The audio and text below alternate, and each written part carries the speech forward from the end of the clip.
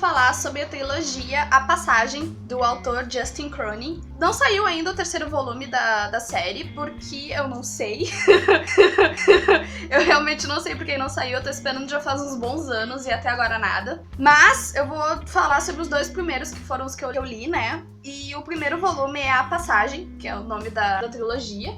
É um livro um pouco extenso, assim, um pouco grosso, mas isso não afeta nada na leitura. O segundo é Os 12, e os dois foram publicados pela editora Arqueiro, só que este primeiro volume que eu tenho aqui não lançaram mais com essa capa, porque o primeiro volume ele foi lançado pela Sextante, então essa capa é dessa editora, não tem essa... coisa maravilhosa das letrinhas que mudam de cor. Mas fazer o quê, né?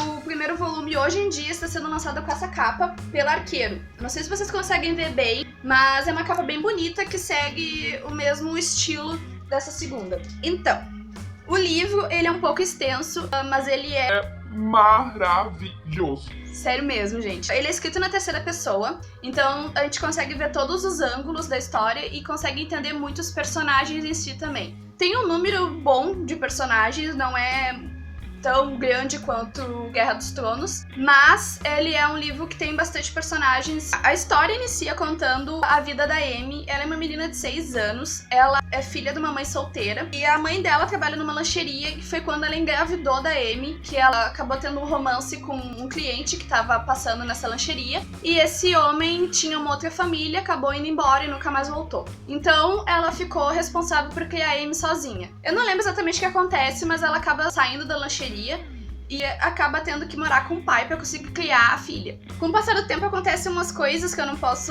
dizer porque vai acabar com a história, mas ela é obrigada a deixar a Amy num convento e vai embora e nunca mais volta. Depois dessa parte da Amy, que é a introdução, pula pra uma outra parte da história que corre paralela com a da Amy, que conta sobre o governo dos Estados Unidos e os militares. Aí a história começa a ficar bem legal. Por quê? Os militares acabam descobrindo um vírus que eles nunca tinham ouvido falar, que atacou um grupo de pessoas que estavam com câncer terminal. Sabe aquela coisa que eles criam lá fora, que tu tem o último pedido quando tu tá à beira da morte por câncer? Então, é praticamente isso. Eles foram pra um lugar que parece um pouco um resort, e lá eles conseguiram pegar esse vírus. E todas as pessoas que tinham esse câncer terminal acabaram subitamente sendo curadas. Eu não vou entrar em detalhes, mas o governo acaba descobrindo esse vírus e decide que vão experimentar ele, vão descobrir a cura para algumas doenças, incluindo o câncer, né? Só que eles precisam desenvolver esse vírus. E aí, para isso, eles começam a utilizar cobaias humanas. É uma coisa que acontece por baixo dos panos, né? Uma coisa que é gritada aos 5 ventos. Então, por isso que começa a acontecer a parte tensa da história. No FBI trabalha o Brad e o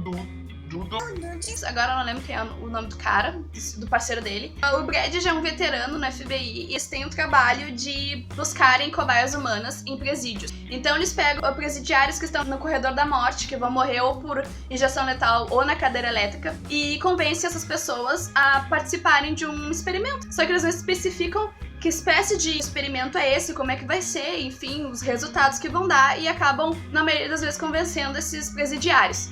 Então eles conseguem o 12º presidiário, né, pra servir de cobaia, e levam ele onde fica esse laboratório, que é no Colorado. Quando o Brad chega, ele descobre pelo chefe dele que ele tem que buscar uma criança de 6 anos, a Amy, que tá num convento, né, que ela não tem família, não tem ninguém, então ela é uma cobaia perfeita porque eles estão precisando. Porque na história conta sobre uma glândula que fica perto do coração, e essa glândula, ela para de se desenvolver quando tu entra na adolescência. Então eles precisam de uma criança para servir de cobaia para esse vírus. É uma coisa que eles realmente precisam saber e que pode mudar completamente o rumo dos experimentos. Então ele pega essa criança, a Amy, no convento, e ele acaba se afeiçoando a Amy, porque ele tinha uma filha no antigo casamento dele, a Eva, e a Eva nasceu com uma doença rara que o coração dela não se desenvolvia junto com o corpo. Então ela acabou morrendo muito jovem e ele ficou com esse vazio paternal. Então quando ele vê a Amy, ele sente esse amor, essa afeição por ela que ele tinha pela própria filha. Então ele reluta em entregar a criança pros experimentos, ele cogita a hipótese de fugir com ela, só que ele acaba tendo que entregar porque é o serviço dele. E aí a Amy começa a passar por esses experimentos. Eu não vou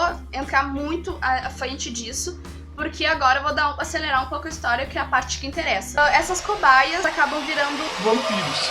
Ele é um pouco parecido com Resident Evil, assim, em termos de apocalipse e distopia. Em vez de serem zumbis, são vampiros selvagens com extrema força, com uma incrível sede de sangue. Então eles conseguem fugir dessa instalação, o 90 detalhes, Como porque é a parte legal da história. e eles acabam trazendo o apocalipse pra todo mundo. O Brad consegue fugir com a Amy, né? Mas até então tu não sabe o que acontece com a Amy. Enfim, cai a distopia na história, acontece o apocalipse, e aí o governo americano, pra tentar salvar os poucos sobreviventes, eles criam colônias, que são pequenas cidades, Pequenas mesmo. e conseguem colocar os sobreviventes dentro dessas instalações e criam muros de 25 metros em toda a extensão dessa cidade, para que os vampiros não consigam escalar esses muros, porque eles conseguem pular uma altura absurda, conseguiam, enfim, alcançar prédios e estruturas enormes. E colocam lanternas muito fortes para fora e para dentro da colônia, impedindo que eles se aproximem, porque eles têm muita sensibilidade à luz. Então, se passam depois disso 93 anos,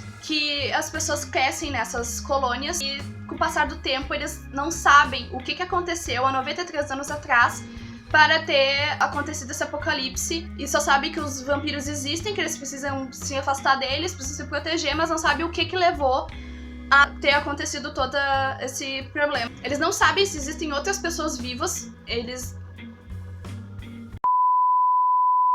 são da extensão do mundo, nem nada. E aí começa a ficar a parte legal da história, porque tu consegue conhecer mais sobre essa colônia, sobre um novo tipo de civilização que é obrigada a ter reprodução humana, porque, enfim, existem poucos. E a história é muito incrível, muito mesmo. Eu só vou fazer um abre aspas. A história demora um pouco pra desenvolver no início, porque ela tem toda uma introdução sobre os experimentos, sobre os presidiários, sobre como eles fugiram. E uma parte legal desse livro é que os vampiros, eles têm duas peculiaridades incríveis. A primeira é que, como eles têm uma sede muito forte de sangue, eles matam 9 pessoas, sugam esse sangue, e a 10ª eles transformam em vampiros. Então é muito rápido deles se espalharem pelo mundo. As 12 principais cobaias, que no caso são os vampiros que deram origem aos outros, eles conseguem se conversar entre si mentalmente. Então tu começa a descobrir que os vampiros não são tão burros assim, e a história começa a se desenvolver muito rápido. O segundo volume, a gente consegue descobrir mais sobre outras colônias, outras civilizações que estão espalhadas pelo mundo. Então tu consegue descobrir muito mais esse novo tipo de vida que eles são obrigados a ter. É um livro muito bom, eu dou 5 estrelas pra ele, nota 10. Eu ouvi dizer que ia virar filme, mas até agora não lançaram nada. Então, por enquanto, eu recomendo que vocês leiam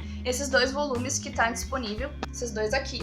O terceiro, se não me engano, é Cidade de Espelhos. E até agora não foi lançado no Brasil. Eu não sei se ele já foi lançado no exterior. Enfim, gente, eu espero que vocês tenham gostado dessa resenha. Se vocês quiserem saber mais detalhes sobre ela, entrem no link aqui embaixo no blog. Deem um curtir, deem um joinha no vídeo. Se inscrevam no canal. Deixem seu comentário abaixo, gostando ou não da resenha, ou pedindo alguma resenha específica, que eu vou agradecer muito vocês mesmo.